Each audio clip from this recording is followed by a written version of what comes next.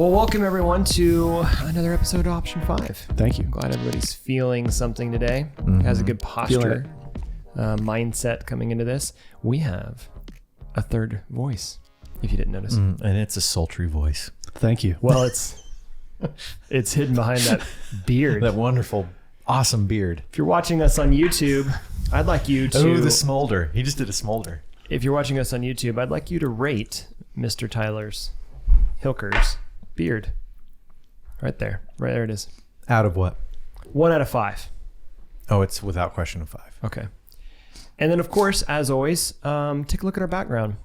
And maybe you might feel a little bit of a need to retrospect on life. That is a contemplative stormtrooper. To take a walk. Gotta give them a second. Don't reveal it. Yeah. You don't know what it's about. They gotta look. They gotta watch us on YouTube to see it. I just ruined it. Not I completely. have no idea what's going on. Not completely. Let's be honest. I'm new. They don't have They don't have I have a beard. Well, welcome, Tyler, to Option 5. You've been on the podcast before. Yeah. It was great. We talked about strategy, probably. Probably, because that's a bit of what you do. A little bit. So Tyler is the director of design and strategy here at Crema. And we've been talking a lot about this framework. You've been a part of the conversation of us shaping or helping maybe just get out of all of our heads what we've been doing organically, or what's the right word? It's just naturally for a while. And how do we actually package that up and say, you know what, we can put some words to this. You love your vocabulary. I love words. You do. Words matter. I love thinking about them and speaking them and I've been Studying the true meaning of them. overusing the term semantics lately because I get stuck on things. So today I wanted to take the opportunity. We mentioned in our last podcast, we were talking about disciplines. We've already gone through talking about 2 of the vertices or the pillars in our 3-legged stool. I'm just using all different ways to describe it. Anyways, that we've talked so far about posture, and then we talked about disciplines. And one of the big things in posture was, again, this mindset, this attitude, the way you're thinking about the work that you're going to do. And then disciplines is really about the doing of things, and in the rhythms and habits and things, activities, if you will, that actually keep you on the course, on the principles that you want to move forward with. One of those things that one of the tools that you can use to actually have a better discipline is this thing called a retrospective. Who wants to take it? Well, Tyler, you're new here. I'll just throw it to you. I'm new. What is a retrospective? Retrospective, if we're talking words, literally means you're looking backwards at what you've done recently over a large period of time, a short period of time.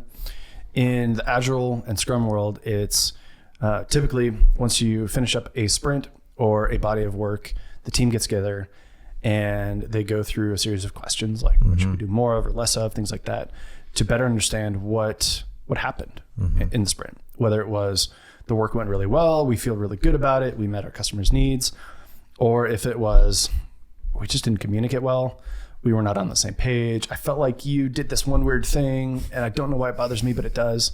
Like things. Why were you burning sage in the office? That's actually been in a feedback loop that we had one time. I wouldn't argue against that. So it's just a chance for the team to get together and talk about what happened openly, ideally in an environment of psychological safety and trust, and a posture of commitment towards continuous improvement and collaboration. Like we're here together, we're doing this bunch of work. We should be in it together and helping each other get better at that.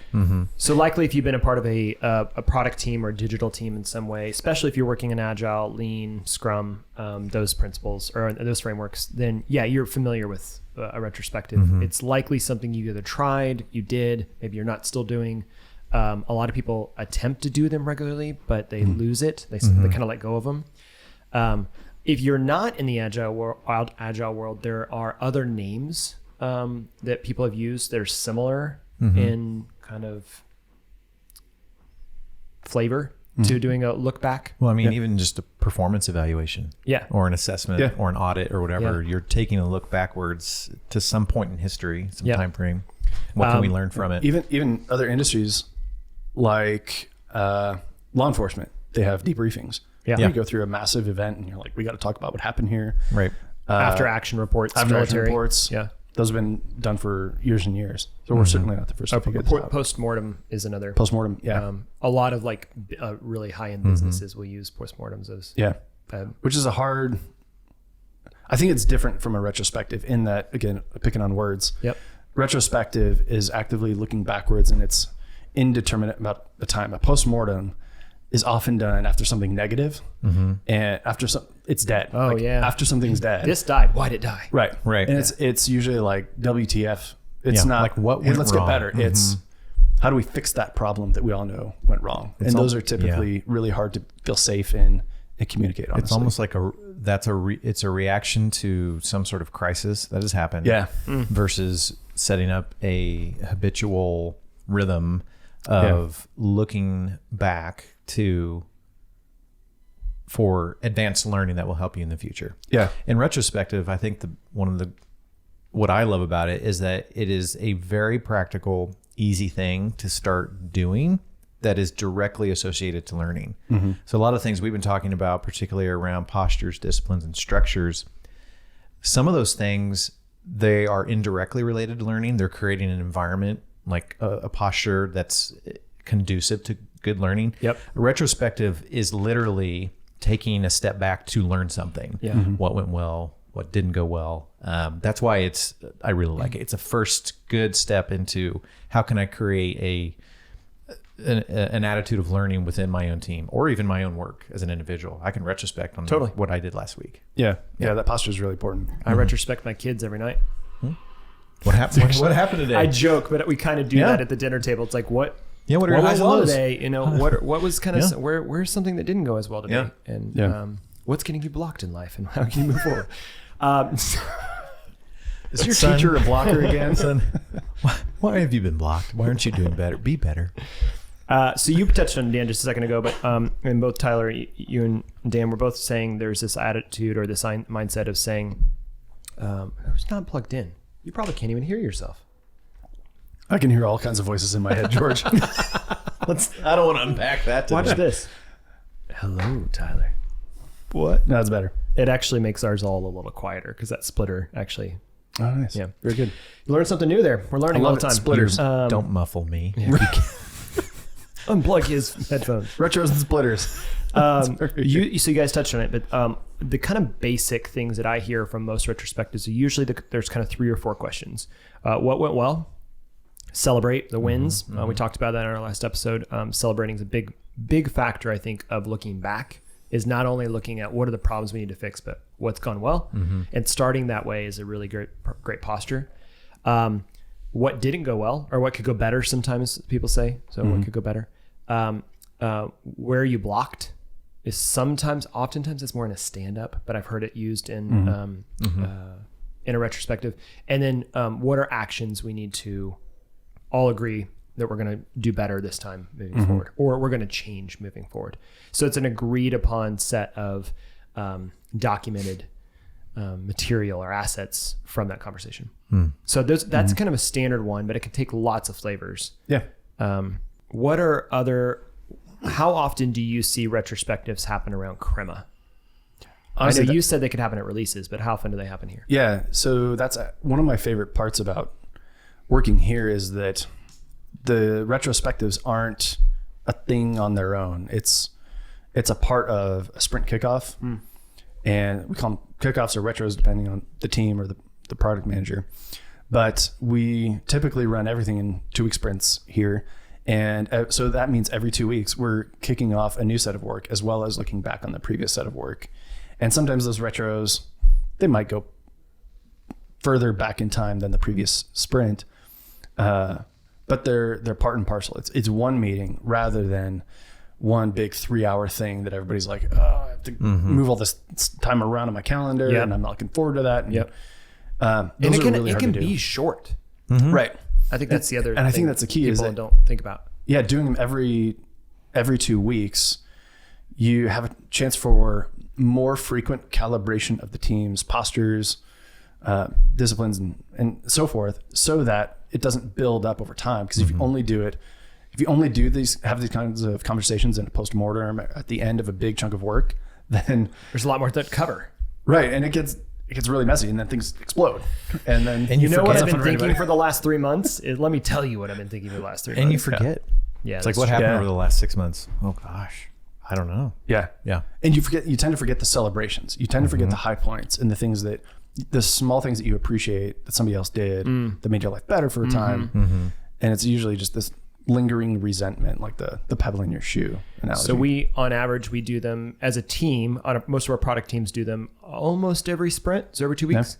Yeah. I think we also do them. I kind of think of my one-on-ones as a little bit of a retrospective. So I ask a similar set of questions: what's going well, what's going better, where you blocked, et cetera. And then I add that sentiment level that we've talked about before to kind of get an understanding of their posture. And then our growth team, when we do our sprint planning, we'll retrospect, and one of them is a sentiment question.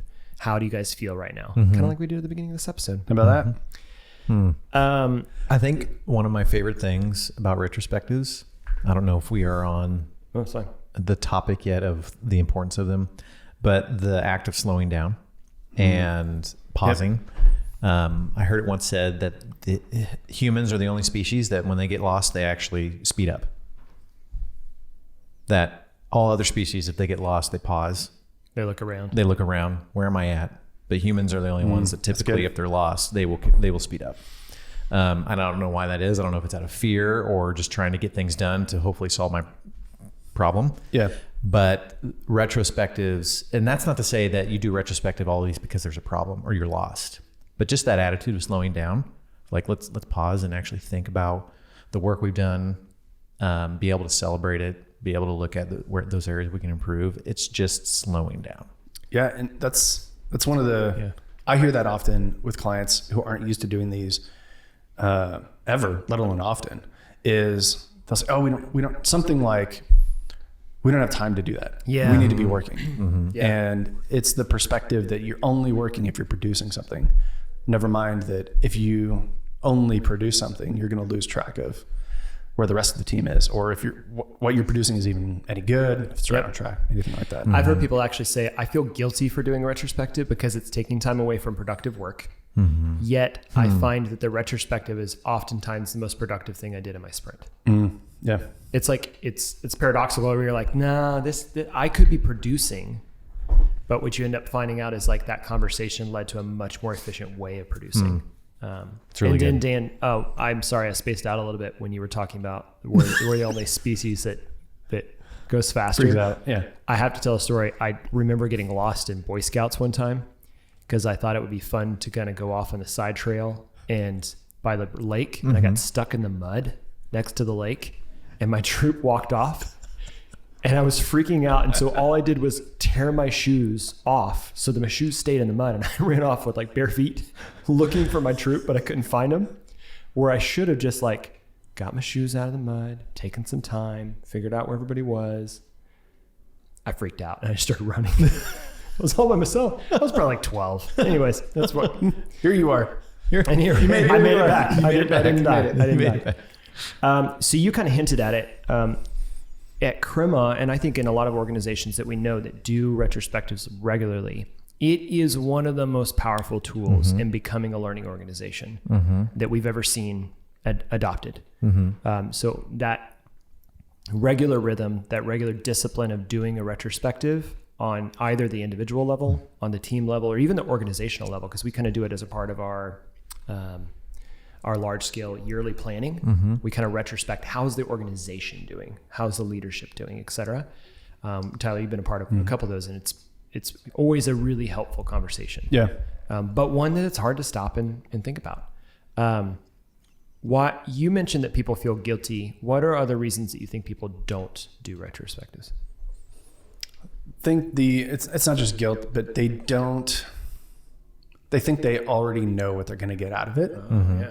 So they think that because there's communication happening during the week, during the sprint, whatever, that's the entire body of communication that's happening. But in reality, there's always this layer of latent emotion or thoughts or processing that's going unnoticed. Even we don't always know about it until we're prompted with certain questions. And so I think we'll get to it in a few minutes, but having somebody facilitate that is outside of the product team can be really helpful, especially if there's any sort of potential tension happening. And you say, you know what, I want to be a participant in this as a product manager, a strategist, whomever. I want to be a participant in this and contribute fully. So can you come in here and help walk us through these? Ask some questions that you don't have the context to know to not ask, because you'll make people uncomfortable. And so how do we get all these thoughts, emotions as raw as possible out there? And without, we're not going to be jerks about it, but I think it's brilliant having an external facilitator. We actually had one of our teams that's one of our largest accounts has multiple teams on that account. And they knew that they needed to take a time to say, okay, it's been a while. We've been working on this project. We're all kind of working on different pieces. And we need to get back together and retrospect as a collective, as an account. And the product manager that's kind of the main lead there, the account manager, if you will, really wanted to participate. And so they invited in one of the other leaders from Crema to say, hey, can you facilitate this? Yeah. And they were blown away how helpful that was. Yeah. Because then they didn't have to think about, I need to be facilitating and doing, instead I can participate. And that's a good point. Yeah. That if you invite an outside perspective, you don't have the emotional ties that can cloud judgment. It can also reframe the questions you ask to be a little bit manipulative. Like you might ask questions in support of whatever emotion you're having, or emotion you don't know you're having, but it's still there under the surface. Sure. Because if you walk into a retrospective knowing I'm going to be prompted to ask how I feel, what went well, if I have an issue with someone I'm working with, which happens, and I'm facilitating, I might ask questions that kind of put things in my favor, even unintentionally. And so being able to have someone who's not emotionally tied to it can kind of draw more things out. And like you said, it leads to probably greater productivity, because you are now prompted with a question that then prompts something else in your mind. That you, like if you were to give everyone a sheet of paper and say, do a retrospective and then turn it in or send it to me or send me a Slack, you would not get near what you would have by being in the room at the same time, hearing questions asked, and then answers to those questions that then prompt other responses. I think that's right. I also love that in having someone else do it, you're going to get more unique questions. I think that's the way what you're getting at. Like, so I'm going to have my standard set of questions that I do for every retro. But mixing those up actually might kind of throw a little bit of like, oh, I'm not used to being asked that. It makes me think about this a little bit differently. Right. And now you have to kind of spit back out something that you might not have been honest about, but because it kind of jostled your thinking. Yeah. And I think the job of a good facilitator is to recognize the potential tension between answers that the team is already so familiar and comfortable with. That's like, oh yeah, we'll get past that. And an outside facilitator can say, that doesn't make any sense. Like, talk this out. And the words you just said do not make sense. You two, fight. Yeah. Cage match. Or even subtle differences in the question. So like, what didn't go well or what could go better? And then if you don't get good answers, or if they're kind of like on the surface, following up with, okay, what happened in the last 2 weeks that made you frustrated? Yeah. Then people are like, well, let me tell you. Yeah, especially if you do the sentiment analysis up front, where you can get a sense of, I see here a couple people are frustrated. What made you frustrated? You can lean into those things. Yeah, tell me more about that. Because if I'm a part of the team, I might know, it's like, oh yeah, you're right. We need to talk about that, or I know what you mean by that particular thing. And maybe I'm right, maybe I'm not, but it's good to get it out there anyway. So I'm hearing that retrospectives can be a great whining session. Absolutely. Love wine. Not really. Whining down with product managers. Yeah. And so I think in a good retrospective, the questions that are asked are intentionally driven by action. So in one of the classics, the agile, or the starfish, where you have more of, less of, stop doing, start doing it, and keep doing. those are all Check out action Crema's driven. blog for a really good blog post on. Crema's got a great blog post. BAMs are great. But it's all actionable. And so, like you said, we might take inventory of how the team's feeling early, and then we'll talk through that. And then we'll talk through some of the things, the actual behaviors and events that didn't go as expected, or maybe they went better than expected. But it's all driven around things that we can control, ideally. And then we can hopefully move to something. Because if you're just there to whine about something, if it can't be productive, that's really hard. And it can drag down the team. And whining, coming back to one of our earlier points, whining is not in the spirit of a good retrospective where how do we get better? It's, I just have this problem with this thing. Right. That's more like a postmortem, or you just wish it was dead. Well, and it's not taking into account the second question, or maybe what should have been the first question, in which something went well. Like, what are the action steps to make this better? Yeah. The reason we're asking what didn't go well is so we can address it and actually make a proactive statement to get better. I think the other thing, most of the retrospectives I've been in have been primarily about truly addressing the way we're working, not necessarily on the outcome of the work. Yeah. So I don't want to go, why didn't that library not perform well inside well, okay, we could say that, but I want to get back to how did the team work to put that library in place, and how are we not collaborating well enough to know that there was an issue there? Or why wasn't that design realized in the code the way that we all expected? Okay, that's not the topic of conversation. The conversation is, why weren't the designers and developers working closer? Right. The way in which the work is done, not necessarily the work itself. That's talking about events or things that actually happen rather than feelings as a group together. It's like, we can agree that something happened, and I can have a different response than you have, but at least we're talking about the same kind of incident. We can work our way outward from there. Otherwise, it's just, again, whining about things that we can't really identify concretely. I know I didn't prepare for this question, so I don't have a good answer for myself, and I hate doing this. Do you have a good example in any spectrum of the retro, either individually, like one-on-ones, or as a team, or maybe Dan from an organizational level, of a retro that really was super helpful? Meaning, you did a retrospective and it illuminated something that you went, ooh, yeah, that's right, we can get better because of this.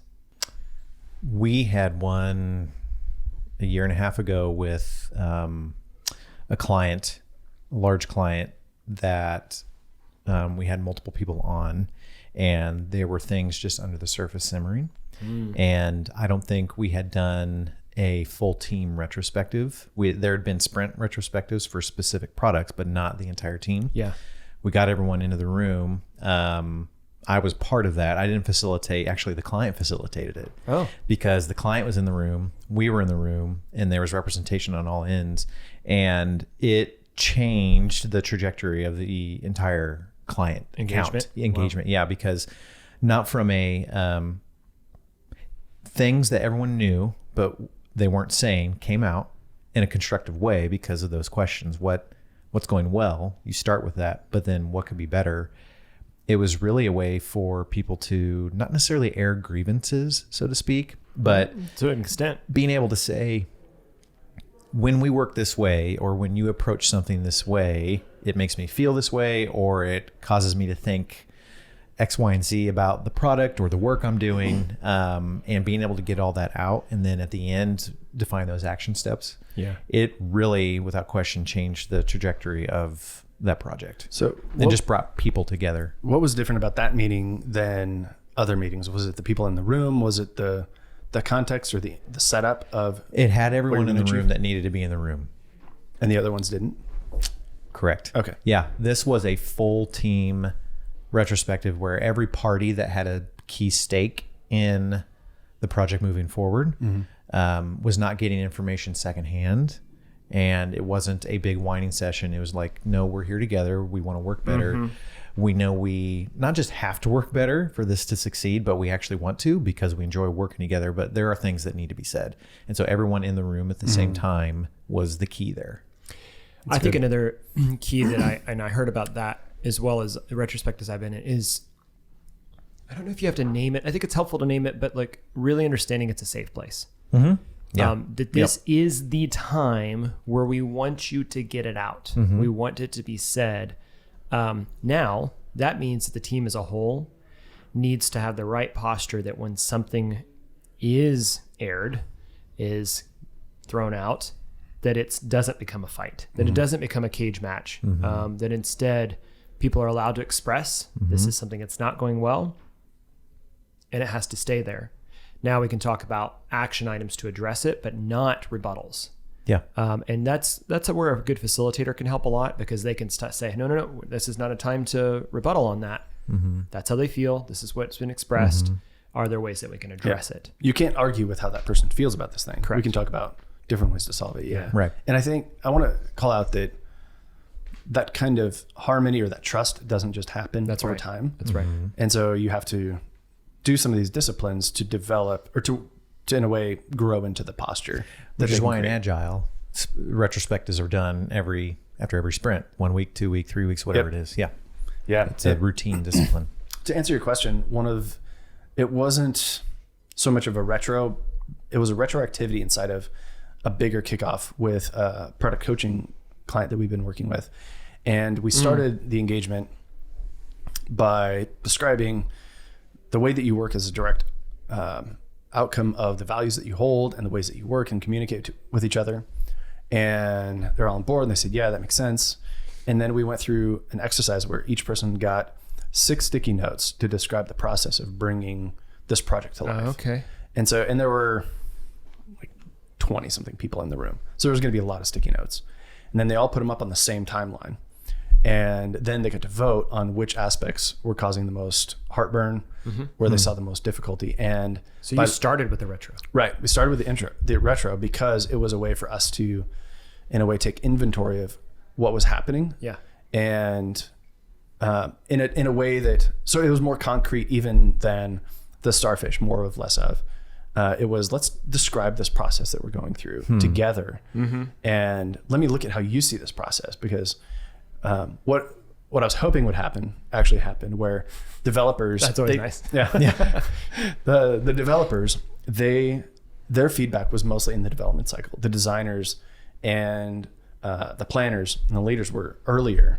And there were groupings of dots in planning and in QA. And those two were, after further prompting, turns out those two things were related. QA problems were related to lack of planning. Oh, interesting. And it was really good. It was a good way for them to see how others saw the process, that it's not developers like, oh, there's a lot of work that happens before development. And they know that because they work with these people, but just seeing the massive sticky notes before they start working on something was a big deal. But then so that develops some empathy. It develops trust that there's a lot of work going on to set these guys up right. And so then there's also a way for them to speak into that. And then, but it was also a way to introduce some of this, again, psychological safety, where like this, we agree that this isn't really that great, right? Like we're not trying to harm each other. We're not trying to have a broken process, but we need to communicate about these two things, specifically these two areas, better. And so it was really good for that team. I think something you did there as well is more of a practical thing. Using the sticky notes is a really good way to do the together and alone mentality. Yep. So if you're not familiar with that design sprint or sprint by Jake Knapp, talks a lot about this together alone methodology of using sticky notes. Sticky notes as a way to allow people to write things down, put them up on the board, and express when they may be a more introverted or a quiet person. And oftentimes I've been in retros where it's like, it's the same 3 people say all the things. And they're trying to speak on behalf of everyone else. Yeah, for sure. Me too. I am the person that talks. But the person that doesn't have that more outgoing voice may have maybe actually, because they're quiet and they kind of are watching, they might see a lot more than the rest of us. Yeah. And so doing an activity where you allow those people, whether you use Miro or Mural or something online, or actually using sticky notes in the session, giving a space for people to get their ideas out or talk about what went well, what didn't go well, what are action items, I think is a really great together alone activity as well. So Tyler, what's the big idea on retrospectives? What should people take away from this episode on learning and retrospectives? And I'm just going to keep talking because that was just drawn out and ridiculous. Just keep going so I can think about this a little bit. Tyler, tell me. Bestow the wisdom from your beard. No, don't. It's not asthma. I think our tendency as product teams is to look forward, always be looking forward, looking at the roadmaps, looking at what our product needs to be, what it needs to do, how it can improve. Looking forward. Is that what I said? No. Okay, I'm just affirming what you're saying. You're saying always looking ahead. Our tendency is to only be looking ahead, because that's the only place we have control over anything, right? But if we don't look back and see what we've done, and not just look at it, but examine it and discuss it and get other people's perspectives, there's no way, even if we're moving forward, there's no guarantee that there's actual progress. We could be spinning our wheels. We could be making people all kinds of angry. That's one reason why people leave, is because they don't feel heard. Right. And so how do you ensure, knowing that you have to be looking forward a little bit, how do you look backwards so that not as a general posture, but a willingness to look back and say, how can we do this a bit differently? How can we learn? That's the only way to improve, learn. And it's a time to take inventory as well. Yeah. So it's a time to say, going back to kind of our learning loops, that's a time where you can really pay attention and collect both problems and solutions, and then say, you know what, this next sprint, let's experiment with doing that a different way. Yeah. Let's work better this time. Yeah. On early on in projects, not so much on later ones that are a bit more mature and we all know each other and there's the system trust. That we're going on. But early on, I like to ask that question: what did we learn? Like almost as a central function of the Starfish itself, or the main topic of interest. What did you learn? Oh, I learned that that's an awful language to work in. Okay, well maybe we don't want to do that anymore. Yeah. Or I learned that this system or this client is a whole lot. This end user is a whole lot more complex than I understood initially, and I have some work to do that I need to dig into that. So I heard we talked about asking the question, what went well? What can go better? What are the action items from this? But we could add to it, what did you learn? How are you feeling? What are other just purely questions? We didn't talk a whole lot about bottlenecks. You mentioned that earlier. Oh yeah. One of the I've asked in my one-on-ones with my teams is who is the bottleneck, or what's blocking you? What's the obstacle? What's the obstacle? Yeah, that's a better way to say it. And oftentimes bottleneck was like, I just didn't get approval fast enough. So I think just asking those questions of what is the bottleneck and can it be removed? Yeah. So for me, I'm pretty adamant about saying leaders are usually often the biggest bottlenecks. Okay, well, do you really need the leader's approval on this? Or can you make decisions autonomously and move forward? Probably. What needs to be true so that you don't need the leader's approval? Yeah. Right. Can we work in that way? Yeah. And can we set those guidelines? And so that's an action item. We're going to make the guidelines. We're going to set the principles. We're going to say the statements to give you that room to move where you feel safe to make those decisions on your own. Yeah. We were just talking about before we got on the podcast. What's your budget? Where's your budget allowance? I can make a decision if it's $10,000, but maybe I can't make a decision if it's 50. Right. Okay. Well, you know what you can work in there. Yeah. What's the context to what you're working in? What's the work environment? What are the constraints that you have? And let's work within those. Yeah. And if the constraints need to change, let's talk about that. Yeah. Or once we know those constraints, we can, if your budget's this, then we can modify some things to hopefully be within that budget a bit more and still get you more or less what you need. And there's almost always flexibility somewhere, and that's it's just a matter of finding it. And unless you look back and see what was done, what held you back, it's hard to move without knowing that. So I think work with your team to come up with a set of questions that you can pull from. Don't always have to use the same ones every time. But it's kind of nice to think about what are questions that are going to help us to work better together. These are some examples. I'd love to know what your questions might be that you ask in your retrospectives or in your postmortems or after action reports or whatever that is. What are the things that you're asking yourself? looking back, not like that guy moving forward on the screen back there. He's only going forward. I don't even know if he can turn his head. He's taking a walk. Yeah. He's reflecting. He's very reflective walk. Yeah. He's thinking about what he did. That's right. But what are some questions that are actually helping you look back? So if you have some questions that you're using in your retrospective, send them to us, option5@crema.us. We'd love to hear those or be able to share those with others as we're learning and thinking about ways to do this better. Like we said, we think this is one of the most important or one of the most powerful disciplines to put in place pretty easily across your entire organization. Start small. Start small. Yeah. It doesn't have to be an hour and a half. It doesn't have to be. Yeah, I think one of the recommendations that I saw when we were doing a little bit of research is like 15 minutes. Yep. At the beginning of a meeting, let's just retrospect real quick and then get on. Another one that Allison started using is shout outs. So you could say what went well, but actually saying, let's just do some wins. Yeah. Dan, you did great on the last podcast. Thank you. And your head always is perfectly shaped. Thank you. You smell good. I like your hair, George. Your hair is wonderful. Thanks. Your beard is fantastic. Now, this is a little weird. Don't make it like that. But you get what I'm saying. Give some shout outs to it. Maybe somebody excelled. Maybe somebody went over and above. Those are things to celebrate in a retrospective because you are looking back. That way people go, oh, I kind of want that moving forward. It changes your posture. And that's kind of what I want to end on is I think that retrospectives are probably one of the best tools to pull the strings of postures, disciplines, and structures because it gives you that opportunity to say, do we have the right structures in place? Do we have the right disciplines in place? And is our attitude correct? If it is, great. Let's keep doing it. Let's keep moving forward. Short retro. And keep going. If it's not, we can address it and we can actually do something about it. That's an important point. There's a lot that's been made of asynchronous communication, different Slack bots for stand-ups and Slack in general.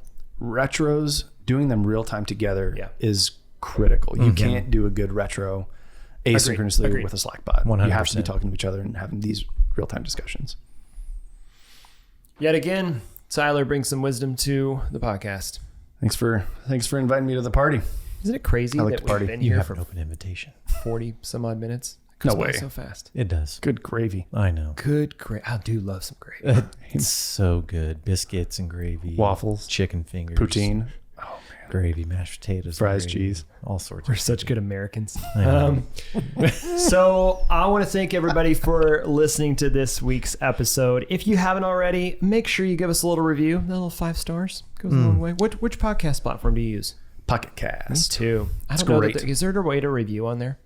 You can have a star. You can give it a star. I think that just feeds their recommendation engine. Well, here's Well, actually... regardless, we want 5 stars. We want 5 of them. So Hit if it you 5 could just, times. every episode, just get it up to 5. Actually on iTunes, I know even if you don't listen on iTunes, if you give us 5 stars on iTunes, that actually helps us a lot.